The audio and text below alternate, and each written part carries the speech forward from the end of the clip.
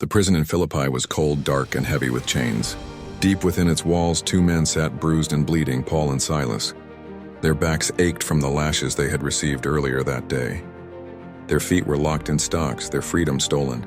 Yet instead of cursing their fate, instead of groaning in despair, the silence of midnight was broken by a sound no one expected. Singing.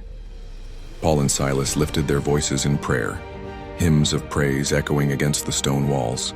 The prisoners listened, their hearts stirred by joy that should not exist in a place of suffering. And then it happened. The ground shook violently. An earthquake split the silence.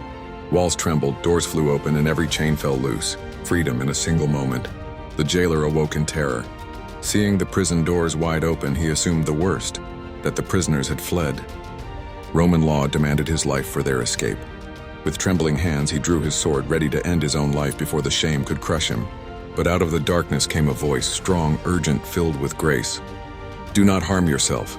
We are all here." The jailer froze, sword shaking in his grip. In disbelief, he called for light and rushed inside.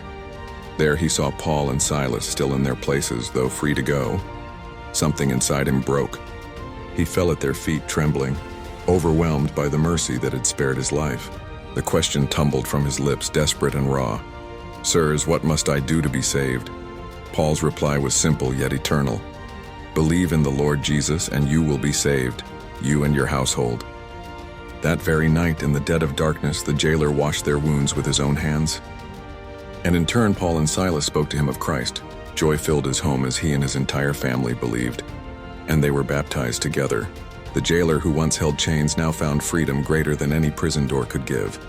The freedom of salvation. Lesson. In the darkest prisons of life, God can shake foundations, break chains, and bring light. Sometimes what seems like the end becomes the beginning of salvation.